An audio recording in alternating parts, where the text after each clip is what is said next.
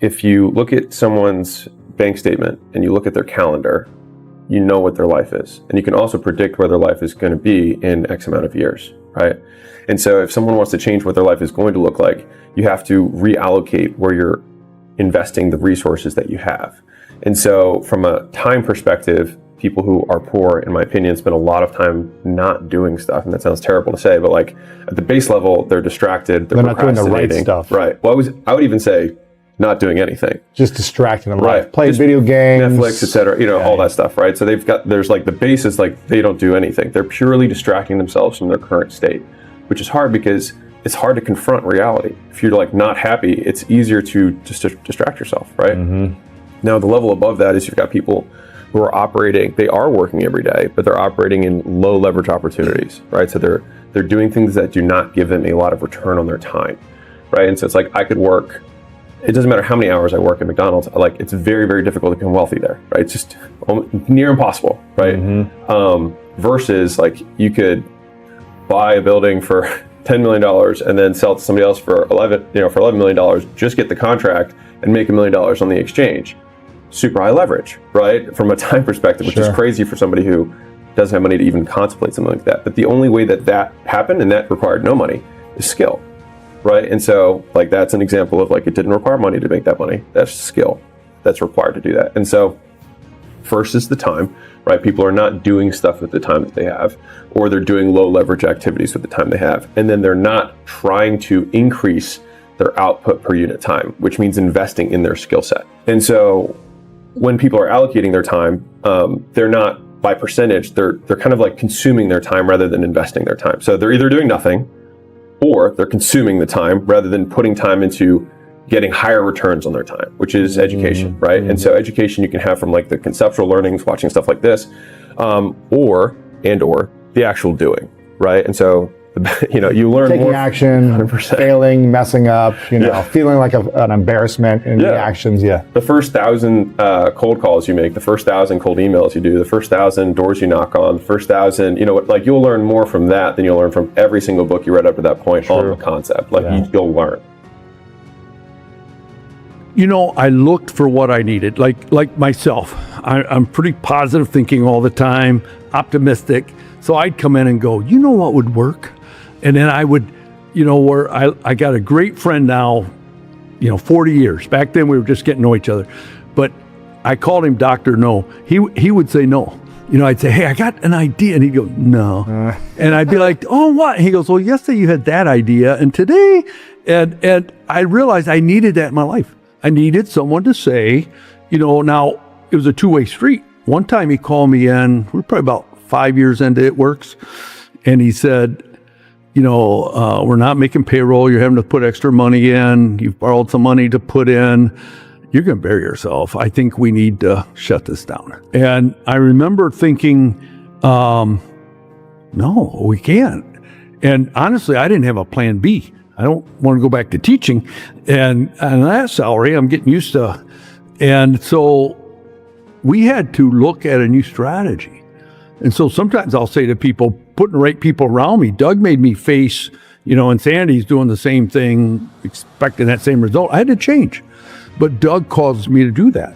Now I had other people, I like surround myself with positive people. They give me energy. We'll come up with an idea. What do you think of this? And you're like, well, I do, but what? And all of a sudden you're binging it off. And all of a sudden I call it a whole nother level. You got okay idea, good idea, great idea, whole nother level. So when I build our office building, my house, I always add a whole nother level. So people realize that's just part of our life. There's short-term pain that you have to go through when you do anything new. Unless you're immediately successful, which almost no one is, you usually have to take a step back in order to take 2, 3, 10 steps forward, right? Like if you have a high-paying job, so I was a consultant, for example, and I had all the status for somebody at my age, working at a big firm. I graduated in 3 years. I had all that stuff. But then when I quit that to start basically being a personal trainer at a gym, that was a big decrease in status in terms of my relative standing compared to my peers. And I remember when I would have women come to the gym and be like, "Did you go to college?" And I was like, graduate magna cum laude from Vanderbilt. Yeah, you know what I mean. But I remember thinking, wow, this doesn't matter at all. It doesn't matter. It doesn't matter at all. And so I was really well equipped for not what I was doing. And You were overqualified. Yeah, and underqualified at the same time. Right, for the actual job. And so there's a big pill of humility that I think a lot of people aren't willing to take, because it hurts to drop in status. Like, you know, people are like, oh, you'll get there, man. Like, hey, we're rooting for you. You know, and it's interesting because I remember the early days at the gym when I was like sleeping on the floor. A lot of my clients were like, good for you, chasing your dream, you know, all that stuff, like really rooting for me. And, you know, within 9 or 12 months, I had hired some people and I had a manager, and I was able to not literally live at the gym, sleep there. And I remember pulled up one day and I walked in, and like 4 or 5 of the ladies who'd been there for a while were like, boss man's here. Like, I thought you were too good for us. And they were saying it in jest, but I knew that there was like a hair of truth to it. And that was when I realized the truism, like, everyone wants you to do well, but just not better than them. And so the people that will continue to root for you tend to be above you. And then as you pass people, because hate only comes from below. Like, no one above you is hating on you because they're not thinking about you. Because winners focus on the goal, losers focus on winners. Forget about what the world says. Forget about what your last boss said about you. Forget about what degrees you do or don't have, right? Like, really think about your natural talents. Like, every single one of us is born with natural talents and skill sets and a perspective that other people don't have. And the problem is we undervalue it, right? Like, what were the things that people came to you for, or you were just naturally did? Like, I used to get in trouble all the time for talking too much. And now I get paid to talk. Yes. You know? So I think that we can look back and see, and it doesn't even have to be like, sometimes people think, oh, you got to be a big personality. No, you don't. Like, there are people that I know who make millions just being someone who thinks like an engineer, who knows how to systematize things and create process. And they use that as a way to like invent strategies or processes that make them millions, right? So we all have talents. So we have to tap into that and really think about, what is the value that I have to bring? I think personality tests can help with that, just to start to give you an inkling towards, you know, become a student of yourself. Who am I, right? What do I have to bring to the world? What is my perspective? How does my growing up with a parent who struggled with alcoholism at one point in their lives, how does that benefit me? And make me relate to more people and make, you know, me more able to become a millionaire rather than less. So I think recognizing our value is also a big piece of it. So we had mindset, we have value. I talked a little bit about environment. And then, you know what, like, I think for the last one, I'm gonna just say charge accordingly.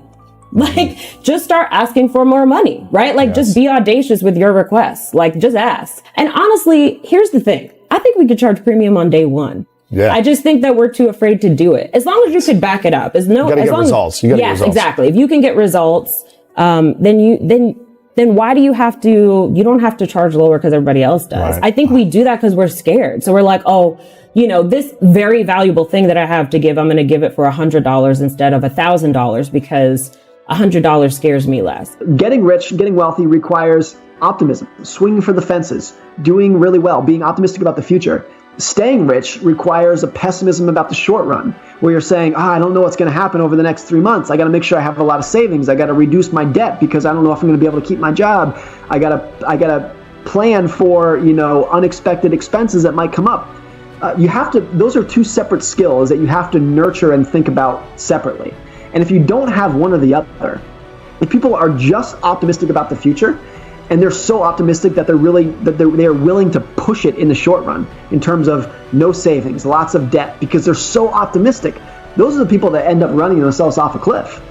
And on the other hand, if you are pessimistic about the long run, if you're just going to save your money in cash and CDs, then you're never going to get rich to begin with. So you have to foster both of those, and they are conflicting skills, which is why a lot of people don't necessarily have them.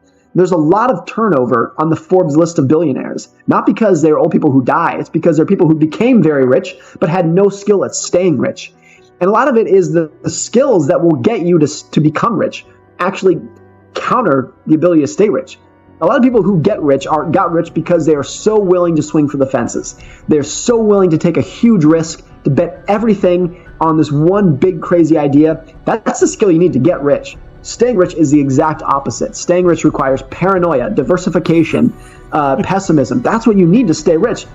So I'm interested because I'm interested in compounding. I want to make sure that I can maintain the level of financial, wealth that I have right now for the longest period of time. I'm not interested in doing something for the next year, even 10 years.